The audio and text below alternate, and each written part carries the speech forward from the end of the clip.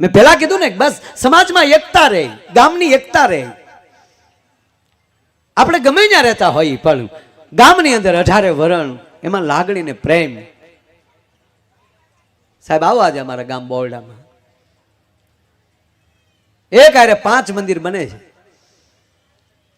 રામજી મંદિર જર્જરિત થઈ ગયું ને ત્યારે અમે જાહેરાત કરી ભરતના લગ્ન વખતે, મારા દીકરાના લગ્ન વખતે ડાયરામાં જે વસ્તુ આવશે એ મંદિરમાં આપવી છે. અને પછી ગામના એ કીધું બધા કે મંદિર તો બનાવવું છે. મેં કીધું તમે તમારી રીતે ફાળો કરી લો, ઘટે ને જે ઘટશે એ ટોટલી વસ્તુ અમે આપી દેશું. પણ સાહેબ કહેવાય ગયો 1 રૂપિયો ઘટ્યો નથી ને હજી મેં એમાં 1 રૂપિયો નાખ્યો નથી. તો મંદિર ઊભા થઈ ગયા. પછી અમારે હજી શું કરવું એ તો મારે જોવાનું. ગામ એક ખાહે ઊભું થાય છે. 18 વરણ એક બનો. મેં પહેલા કીધું ને કે અમે કોઈ પક્ષના નથી, કોઈ જ્ઞાતિના નથી.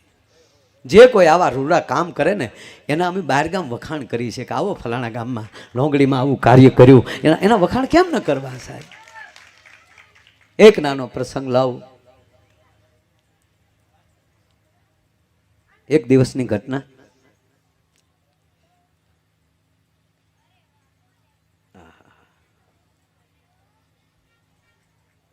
ભાવેણા ઠાકોર 1887 નો ચાલ ચાલે છે. 1857 ની વાત કરું છું. એ 1857 માં ભાવેણા ઠાકુર છે પોતાની બગી લઈને નીકળે છે અને એમાં એક યુવાન છોકરો 16 વર્ષનો છોકરો, 16 વર્ષનો યુવાન બકરા ચારે છે. અને એમાં ભાવનગર ઠાકુરની બગીને આવતી જોઈ અને છોકરો બાજુમાં ઉભો રહી ગયો કેળાના કાંઠે કે ભાવેણા ઠાકુર આવે છે, હિંદવાળો શાળીગ્રામ આવે છે, હાલે ને જય માતાજી ગલ્લો. બાજુમાં જ્યાં બગી નીકળીને છોકરાએ કીધું જય માતાજી બાપુ. ભાવેણા ઠાકુરને જય માતાજી. દરબારે આમ નજર કરી, ભાવેણા ઠાકુરે જય માતાજી. યુવાન પણ નજર પડતાની સાથે નજર ચોટી ગઈ. ભાઈ ભાઈ ભાઈ જુવાન. કહેવાનો અર્થ તમારી પોતાની અંદરનો વિવેક એવો હશે ને તો હામાવાળા હામેલી પૂછે કે આ કોણ આવ્યું. 2 વસ્તુ થાય. એક તો એમ પૂછે કે આ કોણ આવ્યું અને કાં એમ કે આ ક્યાંથી આવ્યું.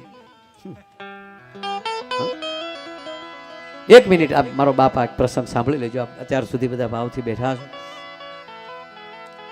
ફરમાઈશ 2 વાર આવે છે પણ એ ફરમાઈશને એક બાજુ મૂકીને મારી ફરમાઈશ રજૂ કરું.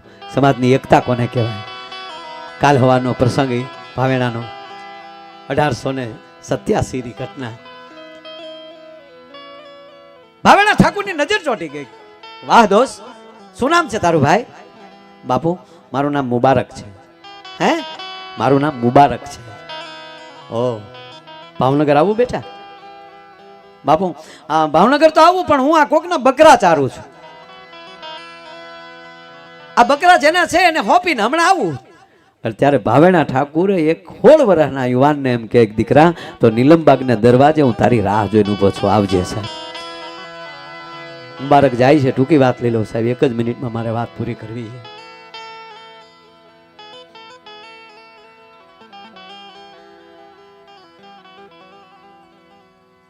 બાપુ જય માતાજી. આવી ગયો બેટા? હા હુકમ.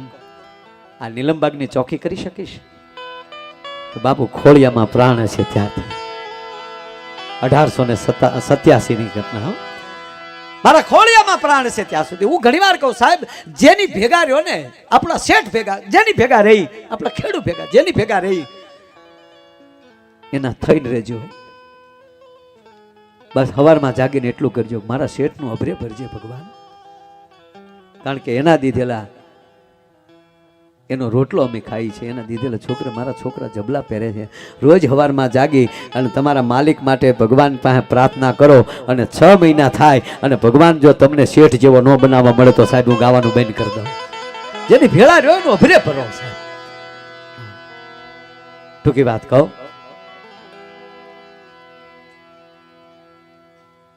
મુબારક સમય જાતા જાતા જાતા એટલો વિશ્વાસુ પાત્ર બન્યો. હવે તો એવું બને છે કે મહારાજાની તિજોરીઓની ચાવીઓ મુબારક પાસે રહી છે. મોટો થયો છે, પરણ્યો છે, પરિવાર બન્યો છે અને એવો વિશ્વાસુ બન્યો મહારાણીને પણ હાર જોતો હોય, કંઈક વસ્તુ જોતી હોય તો મુબારકને બોલાવવો પડે અને મુબારક તિજોરી ખોલે અને આપે. એકવાર બન્યું એવું, કોઈ પ્રસંગમાં મહારાણી સાહેબને જવાનું, મુબારકને બોલાવીને એટલું કીધું, મુબારક કે હા બા તિજોરી ખોલો ને બેટા, આમાં 9 લખો હાર જે છે ને મને આપો ને. તિજોરી ખોલી 9 લખો હાર આપ્યો. મહારાણી હાર પહેરી અને જે પ્રસંગમાં જાવું હતું ત્યાં ગયા. રાતના મોડા આવ્યા, નીંદર નહોતી આવતી, એટલે મહારાણીએ પોતાનો એક પુસ્તક ગ્રંથ લાવે છે. એ પુસ્તક ખોલી ધીરે ધીરે વાંચે છે. વાંચતા વાંચતા નીંદર મળી ગયા, આંખો મળી ઘેરાવા, નીંદર મળી આવવા, અને પોતાની ડોકમાં જે હાર હતો એ હાર છે એ પુસ્તકમાં મૂકી અને પુસ્તક હતું ને અહીંયા મૂકી દીધું. સમય જાતા હાર પુસ્તકમાં મૂક્યો એ મહારાણીથી ભૂલાઈ ગયો અને પાછું મહારાણીને હારની જરૂર પડી. મુબારકને બોલાયો, તિજોરી ખોલે છે પણ હાર એમાં ક્યાંથી હોય? હાર પુસ્તકમાં પડ્યો, મહારાણી ભૂલી ગયા. તિજોરી ખોલી જોવે તો 9 લખો હાર નથી. મહારાણી મહારાજાને બોલાવે છે, દરબાર હા તમે ભોળા બહુ છો, નાના માણસ ઉપર એટલો બધી જવાબદારી આપી ગયો છો, વિશ્વાસ કરી નાખો છો, આવું ન કરવું જોઈએ. કે મહારાણી કોઈથી મારી આંખ ધોખો ન ખાય. કે દરબાર માફ કરજો, મહારાજા માફ કરજો, તમારી આંખ ધોખો ખાઈ ગઈ. આ ચાવી તિજોરીની કોની પાસે રહે? કે મુબારક પાસે. આમાં 9 લખો હાર નથી. હે 9 લખો હાર નથી. બોલાવો મુબારકને. આપણે જો સાહેબ મુબારકને બોલાવે છે. એ મુબારકને બોલાવી અને મહારાણી સાહેબ બાજુમાં ઊભા છે અને ભાવેણા ઠાકોર મુબારકને પૂછે છે કે બેટા ચાવી ક્યાંય મુકાઈ ગઈ છે? કે ના બાપુ, ચાવી થોડી મુકાય. કેમ બાપુ આવું પૂછો? બીજું કાંઈ નહીં બેટા, આમાં હાર નથી ને એટલે કહું. હે આમાં હાર નથી બેટા, તમારા મહારાણી સાહેબનો આમાં હાર નથી. ત્યારે ખંભા ઉપર એક રૂમાલ હતો મુબારકને. એ રૂમાલ પાથરી એ રૂમાલ ઉપર ઊભો રહ્યો અને પછી મુબારક એટલું બોલ્યો, દરબાર ભાવેણા ઠાકોર એ હારની મને નથી ખબર, હું નથી જાણતો. હા બેટા હશે, પણ એ તો તું નીચે એમણામાં બોલી શકવાનો હતો. આ રૂમાલ પાથરીને એની ઉપર ઊભો રહીને પછી કેમ બોલ્યો કે બાપુ માફ કરજો, આ રૂમાલ હું દીમાં 5 વાર પાથરું છું, 5 વાર આ રૂમાલ ઉપર આવું છું. અને જ્યારે આ રૂમાલ ઉપર આવું ત્યારે મેં ખુદાની બંદગી સિવાય કોઈ દી એક લક મારા મોઢામાંથી નથી કાઢ્યો. અને આજ પહેલી જ વાર હું આ રૂમાલ ઉપર ઊભો રહીને બોલું છું કે હાર મેં નથી લીધી, મારો પુરાવો છે. હશે બેટા, કાંઈ વાંધો નહીં. સમય ગયો. મહારાણીને એકવાર પુસ્તક વાંચવાની ઈચ્છા થઈ, રાતનું ટાણું, અને મહારાણીએ જ્યાં પુસ્તક લીધું, મોટો ગ્રંથ, એ પુસ્તક જ્યાં ખોલવું ને હારનું જોવું ને મહારાણીને આંખમાં આહુડા પડી ગયા. હાય હાય, બે નાના માણા ઉપર હાર ચડાવ્યો. જો મોટું આમ થવાય છે. એમાં શું થઈ ગયું કે એમ નહીં, અરે મારે એનું દિલ દુભાવવાનું. મહારાજાને બોલાયા, દરબાર હા મહારાણી મને માફ કરો. કેમ? મુબારકને બોલાવો, મારે મુબારકની માફી માંગવી છે. જો આ સાહેબ આ રાજમાતા. મહારાણી શું કહો છો? હા મહારાજ, હાર ખોવાનો નતો, મારથી ભૂલમાં પુસ્તકમાં મુકાઈ ગયો તો. હાર મળી ગયો મહારાણી? હા. ઓ તો આપણે મુબારકનું દિલ દુભાવ્યું છે. કોઈ હાજર? હા મહારાજ, મુબારકને બોલાવો. નીલમબાગના દરવાજે ખાટલો પાથરીને બેઠો, અડધી રાત બેઠા. આવ્યો મુબારક. મહારાજાની જય હો. બોલાવાનું કારણ બાપુ, 2 માણા ઉભેલો, ભાવેણા ઠાકોર સાહેબ. આ દેશના 2 મહાપુરુષો, એક સરદાર વલ્લભભાઈ પટેલ અને એક ભાવેણા ઠાકોર કૃષ્ણકુમારસિંહજી. આ 2 જ્યારે એક બન્યા ને ત્યારે આ દેશના પહેલું વહેલું પરગણું આપ્યું. વલ્લભભાઈ તમે આવી ટેક લઈને નીકળ્યા હોવ તો પહેલું 1800 ભાદર તમારા શરણોમાં ભાવેણા ઠાકોર અર્પણ કરે છે બાપુ. અને આજે સોમનાથની ધજા ફડાકા મારતી હોય ને તે સોમનાથનું મંદિર બનાવનાર હોય તો એ સરદાર વલ્લભભાઈ પટેલ છે. કાળજા વાળો માણસ ને મુબારકને પગે લાગે છે, બેટા અમને માફ કરી દેજે બાપુ. કારણ એટલું બેટા, ઓલો હાર તું આપણે વાત છે ને કે હા એ હાર બેટા તમારા મહારાણીથી ભૂલથી પુસ્તકમાં મુકાઈ ગયો હતો. ઓ બાપુ હાર મળી ગયો? હા ખુદા તારા તેરા લાખ લાખ શુકર એમ કહી ચાવ્યુંનો જુડો ભાવેણા ઠાકોર હામો રાખીને એટલું કીધું, લ્યો બાપુ તો હવે આ ચાવ્યું સંભાળી લે, હવે અમારી જવાબદારી નહીં મારથી હચવાય. હારની રાહે હતો બાપુ, હવે હું ગમે ત્યાં પેટ ભરી લઈ. આજ હાર પુસ્તકમાં મુકાણો બાપુ, અને કાલ હાર બીજે મુકાય તો મુબારકના ખોળિયા મને પ્રાણ મુકાઈ જાય. હવે મારથી આ જવાબદારી ન. ત્યારે ભાવેણા ઠાકોર ભેટી ગયા હતા ને એટલું બોલ્યા કે હા ભાઈ મુબારક, હવે પ્રાણ મુકાય પણ મુબારકને ન મુકાય, હું તને નહીં જવા દઉં. થતા થતા તારીખ 20/4/1940, તારીખ 20/4/1940, 53 વર્ષ સુધી ભાવેણા ઠાકોર હારે જેને નોકરી કરેલી, અને પહેલી નોકરી એની 1887 સાહેબ 5 રૂપિયાથી ચાલુ નોકરી થઈ ને એ હોય પોગી એ સમયમાં. પણ હવારનો પર 20 તારીખ 4થો મહિનો અને 1940 સાલ, અને ભાવેણા ઠાકોર જેમ કહેવાય કે નીલમબાગ ને દરવાજે પહોંચ્યા. મુબારકનો ખાટલો ખાલી જોયો, મુબારકને જોયો નહીં, નગર મુબારક હોય ભાવેણા ઠાકોરની જોયો, મુબારક ન જોયો. બોલાવે છે કેમ મુબારક નથી?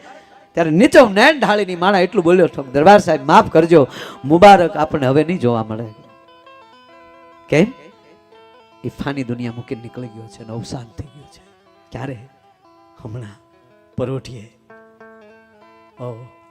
મહારાજ બગીમાંથી નીચે ઉતરી ગયા રથમાંથી. અરે જે દરબારીઓ હતા એને કીધું કે આજ દરબાર નહીં ભરાય, અને માણસોને કહી ગયો મહારાણીને કે આજ મહારાજા બપોરે જમવા નહીં આવે, મારે મારા મુબારકના જનાજાને કાન દેવા જવું છે. તમે કેવડા છો એ જરૂરી નથી, તમારું જીવન કેવું છે એના ઉપર આધાર છે. ભાવેણા ઠાકોરને આવવું પડે સાહેબ, એને કાન, જનાજાને કાન દેવા.